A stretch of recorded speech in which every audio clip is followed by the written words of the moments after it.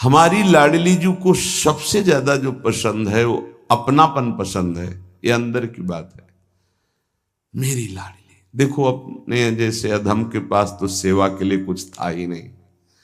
इत्र भी मांग करके गुरुदेव भगवान से लाते थे, वही इत्र भी देते थे। अपने पास तो केवल गुरुदेव ही थे, अपने पास केवल गुरुदेव ही थे, हैं, रहेंगे। जो है वो गुरुदेव का दिया हुआ है, अंतर और बाहर भी।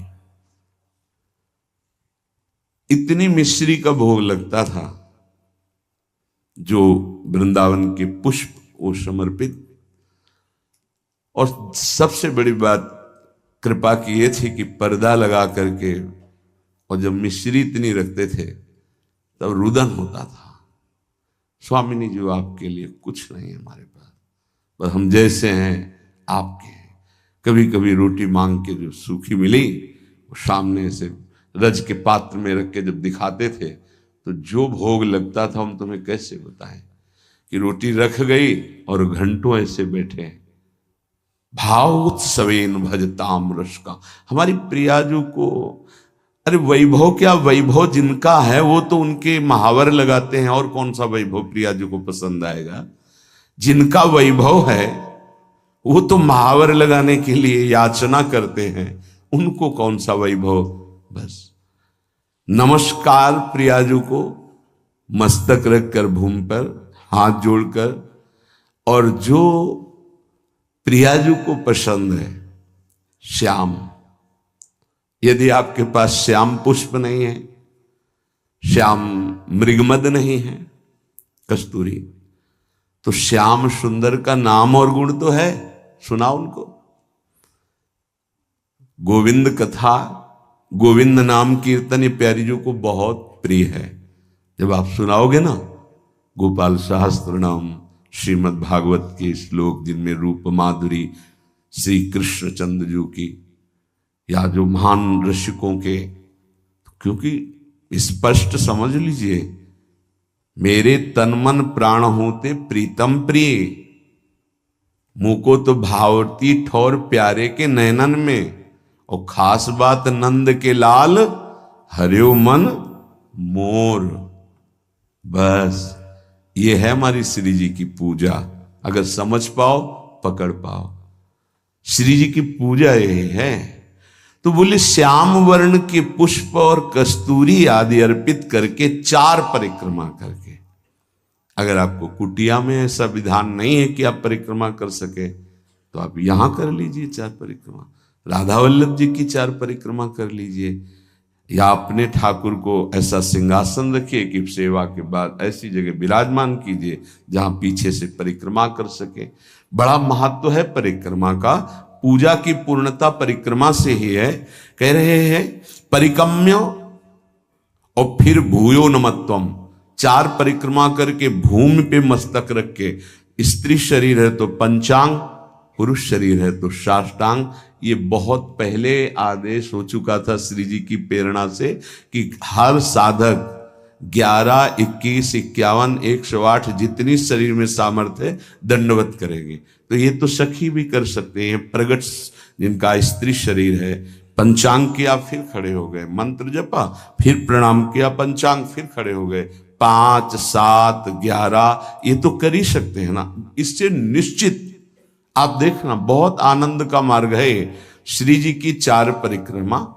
अच्छा, सेवा सब आप नहीं कर रहे तो दर्शन कर रहे हैं ना, सब सम्मिलित है सेवा में। निकुंज में सेवा कैसे, एक सखी पत्रावली लगा रही तो शास्त्रों सखियां तन्मय हो रही हैं उसी पत्रावली में, तो सबकी पत्रावली की सेवा हो रही। एक पान की बीड़ी पवा रहे, सब तन्मय हो रही, तो सबकी बीड़ी सेवा हो रही। ये आंतरिक विषय है। आगे जब मन पवित्र होकर सेवा में जाएगा तो आप देख लेंगे। उसमें थोड़ा होता है कि मैंने पत्रावली नहीं, कि तू हट मैं पत्रावली करूंगी, कल तूने की थी, ऐसा नहीं। सब सखियों में एक ही मन है। अगर एक प्रियाजू को चंवर कर रही है तो अनंतों सखियां चंवर कर रही। ये बात तब समझ में आएगी जब वहां प्रवेश होना। पर मान लो सुन के, ये सुनने को ही मिल रहा है, बड़ी दुर्लभ बात है। श्रीपाद आगे जो कह रहे हैं, क्षिप्त दिव्यहार निष्क कौस्तुभादि चंद्रिकम गंधलिप्त वक्ष आत राधिकांग पल्लवम राधिका विचित्र वेशभूषणादि तत्परम राधयाभिलिंगनोद्गतांचि रोम विग्रहम। अंग अंग से रूप कांति प्रकाशित हो रही है हमारी स्वामिनी जी की। पार्श्व में विराजमान कौस्तुभ मणि धारण किए हुए श्री लालजू महाराज और पल्लवों से आच्छादित लता भवन में और पल्लवों की शैया में जो हमारी प्रिया जो विराजमान, अद्भुत वेशभूषा, श्याम तमाल के समीप मानो कंचन बेली लिपटी हुई हो, ऐसी गूढ़ स्वरूप वाली प्रियाजू लब्धानन्वम भजन विभवम चैक चोरो निसीथे। बहुत जोर की बात कह रहे, चोरी चोरी भजन करना सीखो। श्रीपाद कह रहे चोरो निशीथे, निशीथ कहते हैं अर्धरात्रि को 12 बजे। चोर का प्रोग्राम 12 बजे से शुरू होता है, नहीं होता? क्योंकि 12 और 2 का जो समय होता है इसमें सब बेशुद्ध होने लगते हैं। 4 तक तो जिसको नींद ना आती हो तो 2 से 4 के बीच में आ ही जाएगी। और यही होता है भजनानंदी का भजन का समय। 12 साढ़े 12 इसमें दिनचर्या प्रारंभ हो जाती है। 8 और 9 के बीच में शयन। भैया कमाने आए हैं, यहां ओवर टाइम भी करना है, सब सो रहे हैं और उस समय जब हो रहा है लब्ध्वानन्वम भजन विभवम। अपने गुरुदेव भगवान की दिनचर्या काफी समय तक जब वहीं रहे तब देख पाए। सेवा तो बहुत वर्षों में उनकी कृपा से सौभाग्य मिला, पर नजदीक रह करके लगभग वो 2-2:30 बजे शयन करते थे और 4:30 बजे दिनचर्या प्रारंभ हो जाती थी। अभ्यास तो 2 बजे का पूर्व का था ही, जगने का अपने का भी। तो जैसे 12:30-1 बजे उठे तो देखा शांत बैठे हुए, तो अरे गुरुदेव इस समय बैठे हुए, बस जहां और 2:30-3 बजे लेट गए। 4:30 बजे सोच स्नान हो सकता। क्या जीवन को कैसे प्रियाजू के चरणों में समर्पित किया जाता है, गुरुजनों से समझ में आता है। कभी कोई बाल भोग, कभी नहीं, कभी कोई ब्याहुला, कोई उत्सव, 20 वर्ष नहीं, ये सब यहां हो रहा है, वहां नहीं। दर्शन कोई गुरु जी की, श्री जी की नहीं, संभाषण नहीं, आंख उठा के देखना नहीं, ये पास रहकर। ये अब जो है ना, तो बरसंत में वो सहजाद्भुत सौख्य धारम, सहज में सुख वर्षा कर रहे हैं, देख रहे हैं, संभाषण कर रहे हैं, आरती कर रहे हैं, सब दर्शन कर सकते हैं, प्रवेश नहीं। लब्ध्वानन्वम भजन विभवम चैक चोरौ निशीथे, आदेश कर रहे हैं हमारी श्री जी का भजन चोर चोर करो, चोर चोर, चोरी चोरी, कोई जान न पावे कि आपकी कितनी ऊंची अवस्था है। हे भजन का स्वरूप समझो, अंदर ही अंदर आपके आग जल जाए भजन करने की। जितना नींद को कम कर पाओ धीरे धीरे, ऐसा वो कम करना नहीं माना जाएगा कि सत्संग में सो गए, माला चलाते समय सो गए, फिर ये ठीक नहीं, ये विक्षेप नहीं होना चाहिए। जिस समय से जगे तो बस जगे, फिर झपक नहीं आनी चाहिए, तब माना जाएगा कि आपका अभ्यास ठीक है। अब उधर तो आपने तोड़ दिया नींद अपनी और इधर पूरी कर रहे हो, तो फायदा क्या हुआ तोड़ने का? सत्संग में नींद पूरी कर रहे हो, कीर्तन में नींद पूरी कर रहे हो, और आप तो ये उपासना में ऐसा ठीक नहीं है। उतना आप सोइए जिससे जगने के बाद फिर आपके झटके न लगने पावे। नहीं, ठीक राइट टाइम पे बिना किसी अलार्म के पूरे जीवन में उठने का स्वभाव बनाओ तो वैसे ही उठ जाओगे। वो घड़ी दिमाग में चलती है अपने आप, 5 मिनट नहीं कहते, आगे पीछे नहीं। तो यदि आप इसी जन्म में उस महाप्रेम रस स्वामिनी को प्राप्त करना चाहते तो आधी रात को उठो निशीथे और चैक चोरऊ, चोर की तरह चुपचाप चुरा के भजन करो, जान न पावे कोई कि भजन का ऐसा तुम्हारा चल रहा है। तब आनंद आपके अंदर प्रकट होगा। विभवम भजन विभवम, भजन का वैभव प्रकट होगा। देखो ना कर, ऐसा तुम मान लो कि अब हमको परमार्थ में ही जीना है। दुख आवे सुख आवे, लाभ दिखाई दे हानि दिखाई दे, जैसे एक पतिव्रता अपने पति का वर्ण कर लेती तो स्वभाव का कैसा भी हो फिर निर्वाह करती है। बस ऐसा कुछ मानना होगा। हमें कोई आनंद नहीं मिल रहा, हमारे कोई विकार नष्ट नहीं हो रहे, हमें कोई लाभ नहीं दिखाई दे रहा, पर हम छोड़ नहीं सकते आपको। हम नरक जाएंगे ऐसे लक्षण है हमारे, पर हम आपको नहीं छोड़ पाएंगे। जीत गया। हमारी बात समझ लेना, अगर समझ पाओ तो। अगर ये बात हृदय में बैठ गई ना कि महारानी जी के सिवा हमारा निस्तार, हमारा कल्याण, हमारा परम हित अब और कहीं नहीं होना, क्योंकि हम किसी काबिल नहीं, अब हम महारानी जी को नहीं छोड़ सकते। बस इतनी बात हमें चाहिए। हम आपसे जितेंद्रिय हैं, मनोनिग्रही हैं, बने रहिए। हमारे यहां केवल अपनेपन की मांग है आपकी, और सब कुछ आप हो सकते हैं लेकिन अपनापन नहीं दे सकते। मात तात सुत दार देह में मति अरुझ है मति मंदा, और हित किशोर को होए चकोर तू लख वृंदावन, सीधे लख वृंदावन चंदा। एकमात्र प्रियाजू का आश्रय, आदेश विधान सब कुछ स्वीकार। गृह त्याग करा रहे हैं आचार्य चरण, पुत्र पत्नी वैभव सम्मान त्रिभुवन पूजित।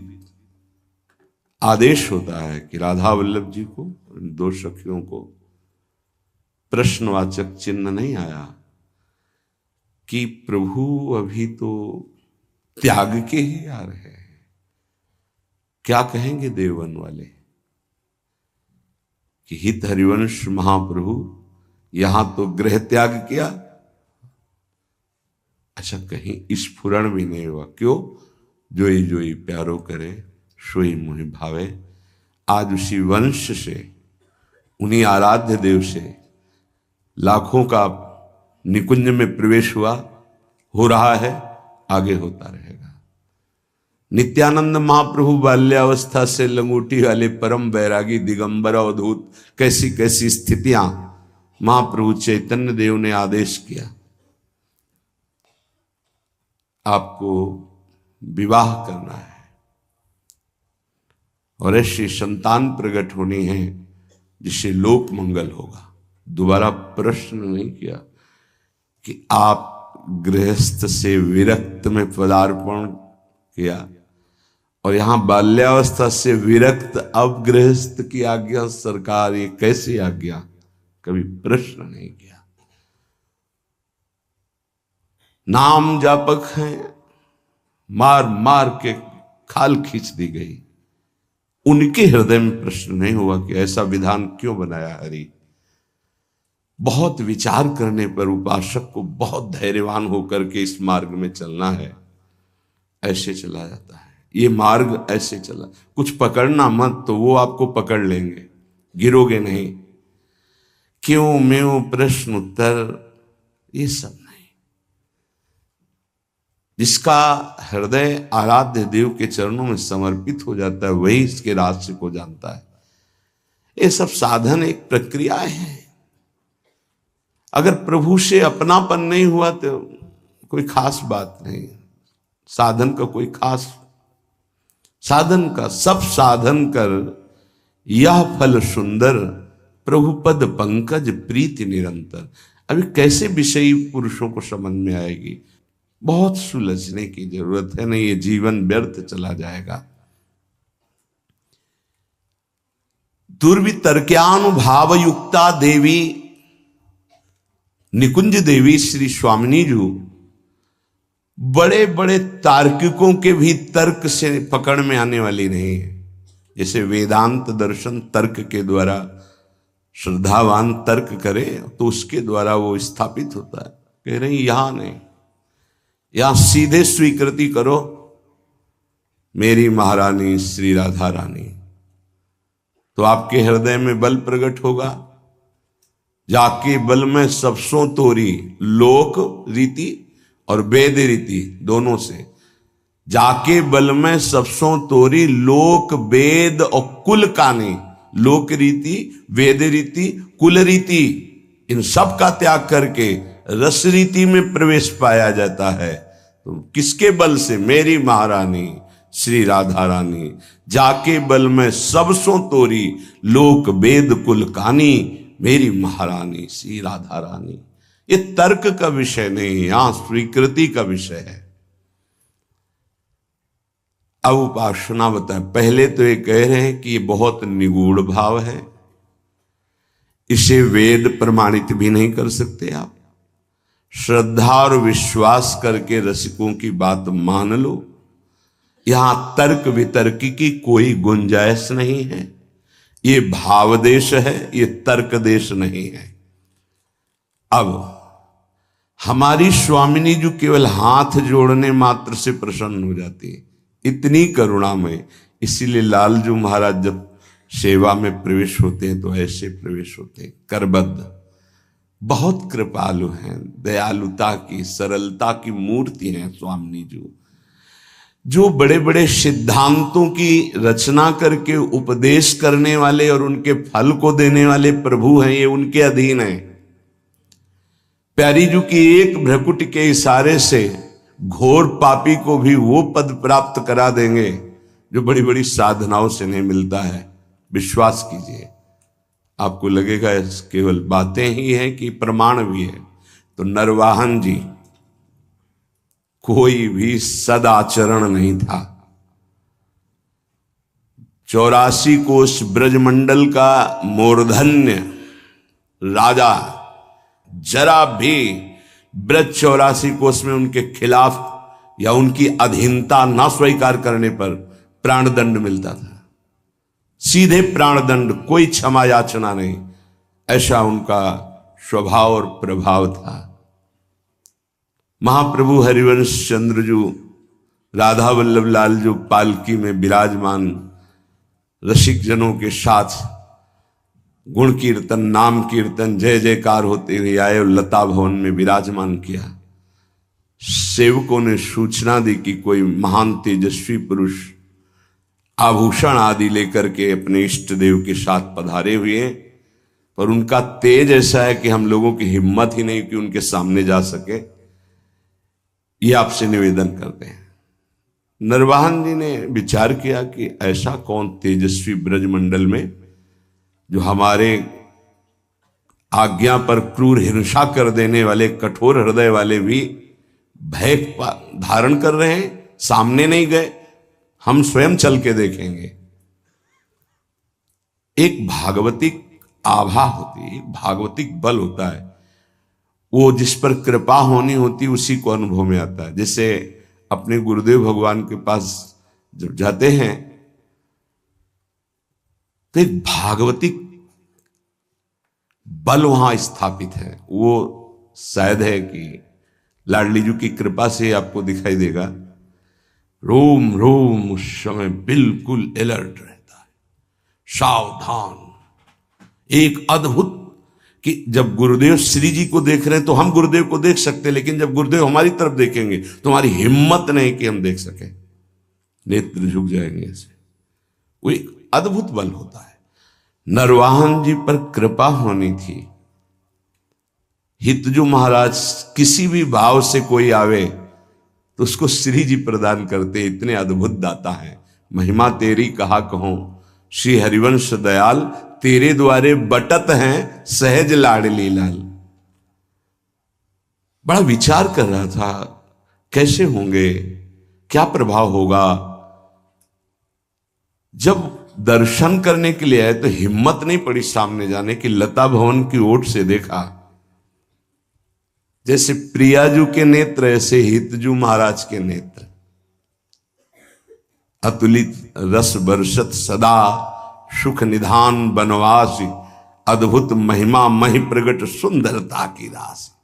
सुंदरता की राशि कनक द्युति देह रुचि, जैसे स्वामिनी जी के श्रीअंग की कांति, सात कुंभ तन गोरी, ऐसे हित सजनी स्वरूपा महाप्रभु हरिवंश चंद्र जी की अजान बाहो, कमल नयन, सुंदर नासिका, सुंदर थोड़ी, युगल चरणारविंद, पान किया और बस उन्मत्तता छा गई। अभी राधा वल्लभ जी को देखा ही नहीं था, केवल महाप्रभु को देखा था। बस हृदय में बैठा लिया। वहां रसिक जन कीर्तन कर रहे थे, राधा वल्लभ श्री हरिवंश, श्री वृंदावन श्री वंचन। बैठा लिया, राधा वल्लभ श्री हरिवंश, राधा वल्लभ श्री हरिवंश। ये नाम जपते ही कुछ दिनों में ऐसा लगने लगा कि मैं बहुत अधम हूं, अब नहीं करूंगा, अपने हाथ से किसी की हिंसा नहीं करूंगा, कभी चोरी नहीं करूंगा, कभी किसी से कर नहीं लूंगा, ऐसा। और एक तरह से परम वैरागी होकर रह रहे हैं, पर कार्यक्रम उनका वही चल रहा है। उनके अनुगामी जनों ने जैनी व्यापारी की बड़ी नौका को रोका और कहा यहां से निकलने वाले को कर देना पड़ता है। उसके साथ कई 100 सैनिक बलवान थे, तो सैनिकों के बल के कारण उसने कर देना अस्वीकार कर दिया। युद्ध हुआ, समस्त सैनिक मारे गए, जैनी को बंदी बना लिया, पूरी संपत्ति नाव की हड़प ली। छोटी मोटी नाव नहीं जिसमें 8-9 से सैनिक सुरक्षा में हो, तो कितना ऐश्वर्य होगा। पहले नावों से ही व्यापार होता था। नौका पूरी जब्त कर ली गई, उसको बंदी बना लिया गया। और उसमें जो मुखिया थे, क्योंकि नरवाहन जी तो राधा वल्लभ श्री हरिवंश आठों पैर जप में लग गए थे, कैसी असीम कृपा हुई थी। पहले दर्शन में ही लुट गए थे, अब वो कैसे लूटेंगे। उनके अनुयायियों ने उस जैनी से कहा कि अगर आप जितनी संपत्ति है इतनी दोबारा नहीं मंगाते हैं तो आपको फांसी की सजा दी जाएगी। उतनी संपत्ति उसके पास थी नहीं। धीरे धीरे फांसी का समय निश्चित हो गया कि कल फांसी दी जाएगी। तो रात में 9-10 बजे शयन भोग लेकर के एक दासी गई और उससे कहा कि तुम सावधान, कल तुम्हारी मृत्यु का दिन है। रो पड़ा, मेरा क्या अपराध। बोला यहां अपराध नहीं गिने जाते, यहां कोई निर्णय नहीं होता, मारे जाओगे कल तुम। उसका कोई उपाय बचने का? बोले एक उपाय है, रात्रि के 12 बजे राधा वल्लभ श्री हरिवंश, राधा वल्लभ श्री हरिवंश जोर से उच्चारण करना। मुझे पूरा विश्वास है ये नाम तुम्हें बचा लेगा। अरे तो मरने वाले को जैसे संजीवनी बूटी मिल जाए। थोड़ी ही देर के बाद उच्च स्वर से शुरू किया, राधा वल्लभ श्री हरिवंश, राधा वल्लभ श्री हरिवंश। वो आवाज नरवाहन जी जहां एकांत में जप कर रहे थे वहां पहुंच। अरे ये तो अपराध बन गया, मेरे गुरु जी का कोई शिष्य बंदी बना लिया गया। तत्काल गए, खुलवाई जेल, अंदर गए, हाथ जोड़ा, प्रणाम किया और कहा मुझे क्षमा करना, मुझे पता नहीं था आप हमारे गुरु भाई हैं। अपने सैनिकों को बुलाया और कहा तत्काल पूरी संपत्ति दी जाए और अधिक संपत्ति इनको दी जाए। उनसे हाथ जोड़ के कहा कभी गुरु जी के सामने ये चर्चा मत चलाना कि आपको इस तरह से प्रताड़ित किया गया।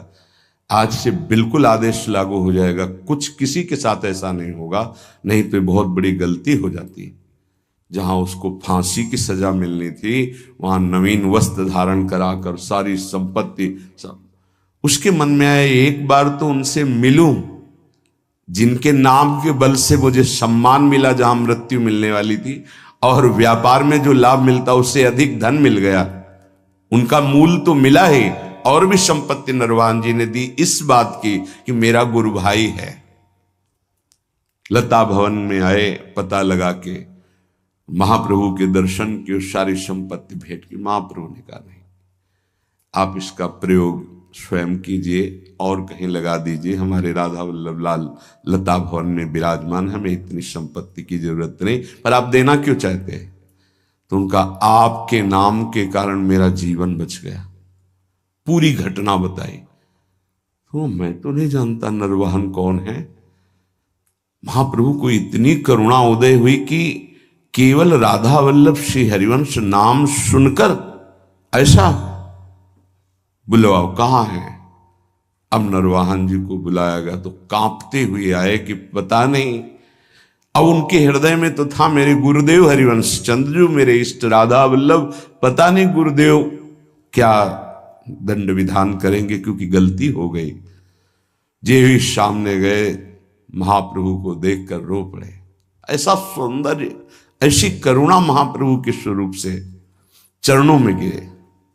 महाप्रभु ने कहा, नरवाहन आज तुमने खरीद लिया मुझे। अब उनको आत्मबल प्राप्त हुआ। उनका तुमने कभी हमसे दीक्षा नहीं ली, कभी ऐसा संग नहीं किया, केवल सुनने मात्र से। तो देखो, मैं तुम्हें अपने नित्य विहार का सर्वस्व प्रदान करता हूं, विलास रस और रास रस। 11वां पद विलास रस का है। मंजुल कल कुंज देश राधा हरि विशद वेश, राका नव कुमुद बंधु शरद जामिनी, सावल दुति कनक अंग बिहरत मिल एक संग। ये विलास का पद है।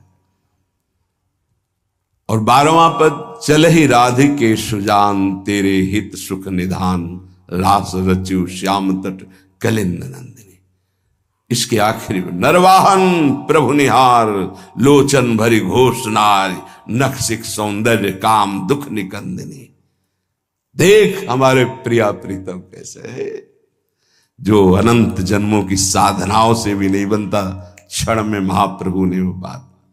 हम ऐसे आचार्य की शरण में हैं जो करुणा समुद्र लाडली का साक्षात स्वरूप है। हमारी श्री जी और हमारी हित सजनी जो एक ही हैं। आप देखो सिद्धांत विचार में ध्रुवदास जी कहते हैं, तहां श्रीजू के श्री मुख की बानी, श्रीजू के श्री मुख की बानी। हितजू को संबोधन करते तहां श्री जी के श्री मुख की बानी। ये गूढ़ विषय है।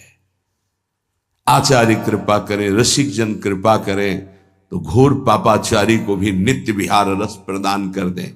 हमारी स्वामिनी जो बड़ी कृपालु है, हाथ जोड़कर नमस्कार करने मात्र से ही प्रसन्न हो जाने वाली प्रिया जो है। क्या करो? बोले निकुंज देवी की सेवा विराजमान करो। निकुंज देवी प्रियाजू की सेवा। प्रियाजू ये नाम सेवा, राधा नाम सेवा, राधा वल्लभ रूप सेवा, ये प्रियाजू ही है। राधा ही जहां की वल्लभ है, यह है प्रेम उपासना। यहां की वल्लभ कौन है, प्रीतम कौन है? मेरे प्राणनाथ श्री श्यामा, शपथ करो तृण छिए, रहो को काहू मन हुए। हमारी प्रियाजू को श्याम वर्ण बहुत पसंद है, प्रीतम के श्रीअंग कांति के कारण। तो श्रीपाद कह रहे हैं, यदि श्याम वर्ण का पुष्प और श्याम वर्ण की गंध का आलेप कस्तूरी प्रियजू को बहुत प्रिय है। श्याम वर्ण, श्यामा मयूरवैर परिचरो परिकम्य भूयो नमत्वम, कृत्वांजल्या नति सुविनयम दिव्य गंध प्रसूनई। सुंदर पुष्प श्याम वर्ण का हो, श्याम कमल या और भी श्यामता लिए हुए, बहुत प्रिय है प्रियाजू को। कस्तूरी आदि का लेपन और सुगंधित द्रव्य आदि अर्पित करके, हाथ जोड़ करके, हृदय से अपनापन करके, परिकम में 4 परिक्रमा करके, भूयो नमत्वम, भूमि में मस्तक रख करके नमस्कार कर दो तो स्वामिनी जो अपना सर्वस्व प्रेम प्रदान कर देती है। बहुत करुणामयी। ऐसा कुछ